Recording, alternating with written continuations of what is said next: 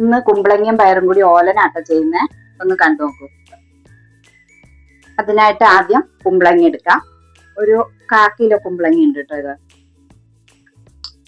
അത് കുമ്പളങ്ങ ഇട്ട് കൊടുത്തു. പിന്നെ പയറ് വേവിച്ച് വെച്ചിരിക്കുന്ന പയറാണ്, ഉപ്പിട്ട് വേവിച്ച് വെച്ചേക്കണം കേട്ടോ. പയറിട്ട് കൊടുത്തു. പിന്നെ ഒരു 4 പച്ചമുളക് എടുത്തിട്ടുണ്ട്. 4 പച്ചമുളകും ഒരു ചെറിയ കഷ്ണം ഇഞ്ചിയും കൂടി ചതച്ചതും കറിവേപ്പിലയും അതും ഇട്ട് കൊടുക്കാം.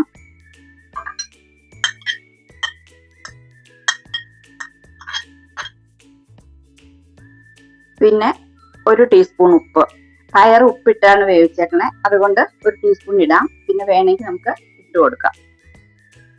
പിന്നെ തേങ്ങാപ്പാലിന്റെ 2-ാം പാൽ ഒഴിച്ചു കൊടുക്കുന്നത്. അത് നമ്മൾ എന്തോരം എടുത്ത് പയറും കുമ്പളങ്ങ എന്തോരം എടുത്തേക്കണം അതനുസരിച്ച് ഞാൻ 1/2 മുറി തേങ്ങ എടുത്തേക്കണം. 1/2 മുറി തേങ്ങയുടെ പാലാണ്. 2-ാം പാൽ ഒഴിച്ചു കൊടുത്തു. എല്ലാം ആയിട്ടുണ്ട്. കുമ്പളങ്ങ, പയറ്, പിന്നെ പച്ചമുളകും ഇഞ്ചി ചതച്ചത്, കറിവേപ്പില, ഉപ്പ്, തേങ്ങാപ്പാല്. ഇനി ഇത് മൂടി വെച്ച് വേവിച്ചെടുക്കാം. അതിന് സ്റ്റവ് ഓൺ ആക്കി കൊടുത്തു. ഇത് ഇവിടുന്ന് വേവട്ടെ.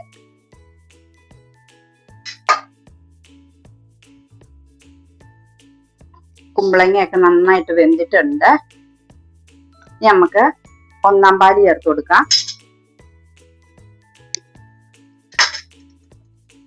1-ാം പാല് ചേർക്കുവാണേ. കട്ടിപ്പാലായിരിക്കണം. കട്ടിപ്പാൽ ഒഴിച്ചു കൊടുക്കുകയാണെങ്കിൽ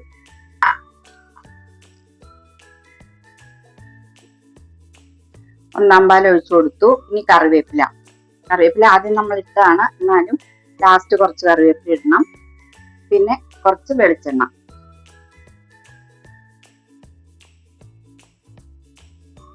ഒരു 2 ടീസ്പൂൺ വെളിച്ചെണ്ണ മതിയാവും. വെളിച്ചെണ്ണ ഒഴിച്ച് ഇനി ഇത് തിളക്കണ്ട, നന്നായിട്ടൊന്ന് ചൂടായാൽ മതിയാവും. സ്റ്റവ് ഓഫാക്കി ആയിട്ടുണ്ട്. വെളിച്ചെണ്ണയും കറിവേപ്പിലയും ഇട്ട് കഴിഞ്ഞാൽ ഉടനെ തന്നെ ഫ്ലെയിം ഓഫാക്കി കൊടുക്കണം കേട്ടോ. പിന്നെ കറി ആയിട്ടുണ്ട്. എല്ലാവരും ഒന്ന് ഇതുപോലെ ചെയ്ത് നോക്കണേ. അതുപോലെ എപ്പോഴും പറയുന്ന പോലെ തന്നെ സബ്സ്ക്രൈബ് ചെയ്യാനും ലൈക്ക് ചെയ്യാനും മറക്കരുത്. Okay, thank you.